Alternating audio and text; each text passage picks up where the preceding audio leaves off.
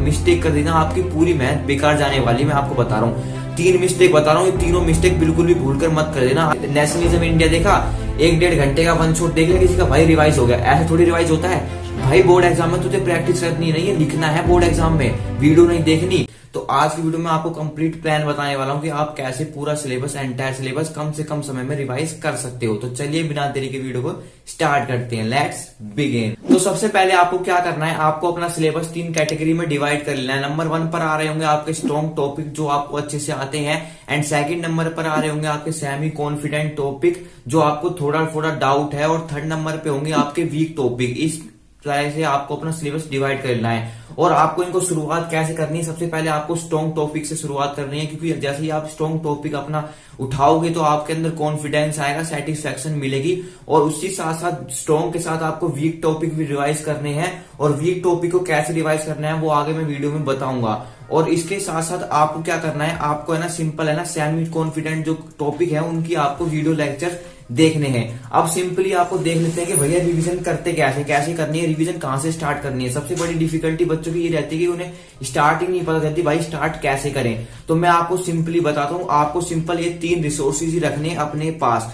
सबसे जरूरी है इस समय पर आपके भाई जो आपने नोट्स बनाए थे, अगर आपने नोट्स नहीं बनाया तो सबसे बड़ी गलती यही कर दी है। तो इस समय पर आप क्या कर सकते हो, सिंपली आप भाई किसी भी एजुकेटर के नोट्स डाउनलोड करके प्रिंट आउट निकलवा सकते हो, क्योंकि इस समय आपको अगर नोट बनाने बैठोगे तो काफी टाइम वेस्ट होने वाला है। तो इस समय सिंपली अपने नोट्स अगर बनाए हैं तो वेल एंड गुड, अगर आपने नहीं बनाया तो प्रिंट आउट करवाए ना किसी भी एजुकेटर के। एंड सेकंड जो इस समय पर आपके पास होने चाहिए वो है भाई आपके पीवाईक्यू आपको चैप्टर वाइज हर एक चैप्टर के करने हैं, वो कैसे करने हैं आगे वीडियो में बताऊंगा, तो बने रहना। एंड थर्ड जो इंपोर्टेंट रिसोर्सेज आता है इस समय पर बच्चों के लिए वो है भाई आपके सैंपल पेपर भाई आप सभी जानते हैं किसके बेस्ट है, मुझे बताने की जरूरत नहीं है। अब हम डिस्कस कर लेते हैं भाई हमें कितने घंटे देने होंगे अगर रिवीजन के लिए। देखो मैं बता दूं सबकी बच्चों की कैटेगरी अलग अलग है। अगर आप भाई पोटेंशियल ज्यादा रख सकते हो तो आप ज्यादा घंटे दे देना, क्योंकि अगर आपका टारगेट ज्यादा है तो आपको ज्यादा मेहनत करनी पड़ेगी, अगर आपका टारगेट कम है तो आपको कम मेहनत करनी पड़ेगी। तो अब हम डिस्कस कर लेते हैं कि भाई अपने सब्जेक्ट को डिवाइड कैसे करना है। देखो सबसे पहले आपका 2 ही सब्जेक्ट में डिवीजन होनी चाहिए।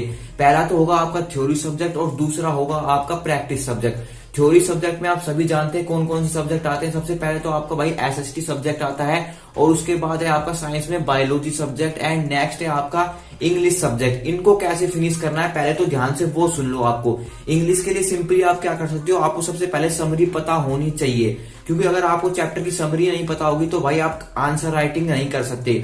और थ्योरी सब्जेक्ट में सबसे ज्यादा इंपॉर्टेंट होती है आपकी आंसर राइटिंग। अगर आपको आंसर राइटिंग करनी आती है ना तो आप भाई अपने मार्क्स अच्छे से स्कोर कर लोगे। एंड इसके बाद आपको सबसे पहले क्या ध्यान रखना है, अपनी जो स्पेलिंग करेक्शन है, सेंटेंस मेकिंग काफी बच्चों की बेकार होती है, उनसे सेंटेंस अच्छे से प्रॉपर नहीं बनते। सबसे पहले आपको आंसर राइटिंग की प्रैक्टिस जरूर करनी है। नेक्स्ट सब्जेक्ट आता है हमारा बायोलॉजी का। बायोलॉजी में आपके सबसे ज्यादा इंपॉर्टेंट है डायग्राम के पार्ट्स और फंक्शन, वो आपको टिप्स पे होने चाहिए, क्योंकि अगर आपने ये याद कर लिए, ध्यान में अपने माइंड में बिठा लिए, तो आप कोई सा भी डायग्राम आए अपने अच्छे से इजीली छाप के आ जाओगे। और सबसे ज्यादा इंपॉर्टेंट डायग्राम ही होते हैं बायोलॉजी में। और मैं आपको बता दूं उसके बाद सबसे ज्यादा डिफिकल्ट जो लगती है बच्चों को वो लगती है भाई एसएसटी को आप कैसे रिवाइज कर सकते हो। सिंपली आपको क्या करना है, सबसे पहले जो मैप वर्क है और आपकी जो डेट्स है हिस्ट्री की, उनको आपको एक पेपर पे लिख लेना है, अपनी दीवार पे स्टिक करके चिपका देना है, क्योंकि जैसे ही आपके सामने वो आएगा ना तो आपके माइंड में वो रिकॉल होती रहेंगी चीजें, आप भूलना चाहोगे तब भी नहीं भूल पाओगे। और भाई सबसे बड़े चैप्टर आते हैं भाई आपके हिस्ट्री के, तो उनको कैसे रिवाइज करना है। तो देखो मैं सिंपली आपको बताता हूं, आपको इस समय पर ज्यादा वीडियो लेक्चर नहीं देखने, क्योंकि अगर इस समय पर आप वीडियो लेक्चर देखोगे ना तो आपको देखने में तो मजा आएगा, आप सोचोगे कि भाई चलो मेरा सिलेबस कंप्लीट हो गया तो अब मैं ना वीडियो के लेक्चर के थ्रू रिवाइज कर लेता हूं। तो यही सबसे बड़ी मिस्टेक आप कर देते हो। इस समय पर आपको क्या याद रखना है, हमें बोर्ड एग्जाम में लिखना है, तो इस समय पर आप जितना ज्यादा लिखोगे तो आपकी प्रैक्टिस उतनी ही ज्यादा होगी, तो आप बोर्ड एग्जाम में जल्दी से जल्दी लिख पाओगे और जल्दी पेपर अटेम्प्ट कर पाओगे। और इसके बाद आता है भाई हमारे प्रैक्टिस सब्जेक्ट में कौन कौन से, एक है आपका फिजिक्स और एक है आपका मैथ। तो मैथमेटिक्स को आपको कैसे कंप्लीट करना है ध्यान से सुनो। सबसे पहला प्रेफरेंस रहनी चाहिए आपकी एनसीईआरटी टेक्स्ट बुक को। अब ये वो वक्त नहीं है कि आप एक एक क्वेश्चन कर रहे होंगे, आपको सिंपली क्या करना है, कोई भी एक्सरसाइज उठानी है आपको। फॉर एग्जांपल के लिए आपने क्वाड्रेटिक इक्वेशन वाला चैप्टर उठाया है, उसकी आपको 4.1 में सिर्फ 3 से 4 क्वेश्चन करने हैं, पूरी एक्सरसाइज नहीं देखनी है। इस समय पर आपको वो चैप्टर करने हैं जो आपको कंसेप्ट पूरे रिकॉल करवाते, कंसेप्ट को यूज करो भाई। हर एक क्वेश्चन में सेम ही कंसेप्ट यूज हो रहा है, तो उन क्वेश्चन को करने से क्या फायदा, आपका टाइम वेस्ट हो रहा है। तो मैक्सिमम एक एक्सरसाइज से आपको 4 से 5 क्वेश्चन ही करने हैं, और जिस कंसेप्ट में आप अटक रहे हो उस कंसेप्ट को दोबारा रिवाइज करो और फिर उसके पीवाईक्यू सोल्व करो। वो क्वेश्चन सोल्व मत करना, पीवाईक्यू सोल्व करो उस क्वेश्चन के टाइप के।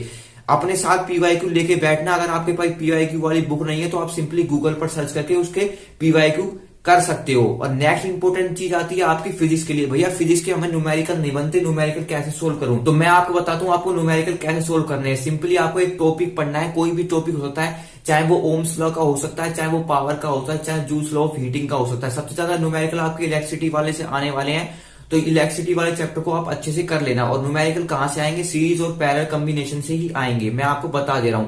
तो इनके आप सबसे ज्यादा इंपॉर्टेंट है भाई मैथ में फॉर्मूले, और आपके फिजिक्स में भी फॉर्मूले। प्रैक्टिस सब्जेक्ट आपके फॉर्मूले जरूर मांगते हैं, तो भाई फॉर्मूले की अपनी एक सेपरेट नोटबुक बना लेना, या फिर A4 साइज शीट पे उन्हें लिख के दीवार पर चिपका देना। क्योंकि भाई ये काम कर लिया ना आपने तो आपके आधी टेंशन तो वहीं खत्म हो जाएगी फॉर्मूले की, क्योंकि आपके माइंड में सेट हो जाएंगे फॉर्मूले की मुझे कौन सा फॉर्मूला कब लगाना है।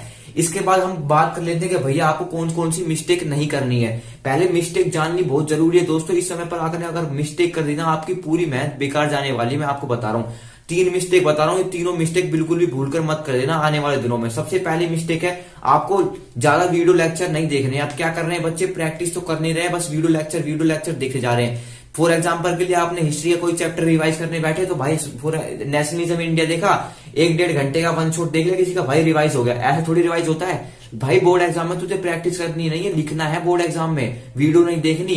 वीडियो देखने से आपको सेटिस्फेक्शन तो मिल जाएगी कि भाई मेरा सिलेबस कंप्लीट हो गया और मुझे रिवीजन भी कर ली, तो अब मैं प्रिपेयर हो गया। नहीं, लास्ट में जब तू लिखने बैठेगा ना सबसे बड़ी मिस्टेक तेरी वही हो जाएगी, चीजें याद नहीं आ रही होगी तो जब तू बोर्ड एग्जाम में लिख रहा होगा। जो सबसे बड़ी मिस्टेक करते हैं वो बच्चे क्या करते हैं भाई, कोई भी टॉपिक उन्हें समझ में नहीं आ रहा तो वो पूरा चैप्टर रीड करने बैठ जाते हैं। इस समय पर भाई पूरा चैप्टर रीडिंग करना बेवकूफी होगी, तो आपको पूरा चैप्टर रीड नहीं करना है। एंड थर्ड जो सबसे बड़ी मिस्टेक करते हैं वो स्ट्रॉन्ग टॉपिक को बार बार रिवाइज करते रहते हैं, बार बार रिवाइज करते रहते हैं। भाई एक बार आपका वो टॉपिक स्ट्रॉन्ग हो गया तो तुम बार बार रिवाइज क्यों कर रहे हो? अपने वीक टॉपिक पर फोकस करो, जो आपके टॉपिक वीक है उनको बार बार रिकॉल करने की कोशिश करो। और सबसे बड़ी इंपॉर्टेंट चीज आपको बता दूं, लिख कर जितना हो सके सबसे ज्यादा लिखने की प्रैक्टिस करो, क्योंकि भाई बोर्ड एग्जाम में आपको लिखना है, ना कि आपको वीडियो देखनी है। तो मैं आपको बता रहा हूँ सबसे ज्यादा प्रैक्टिस आपको लिखने की करनी है। तो आई होप आपको वीडियो हेल्पफुल लगी होगी। ऐसे हेल्पफुल कंटेंट के लिए आप चैनल को सब्सक्राइब कर सकते हैं। तो see you in the next video, तब तक के लिए गुड बाय।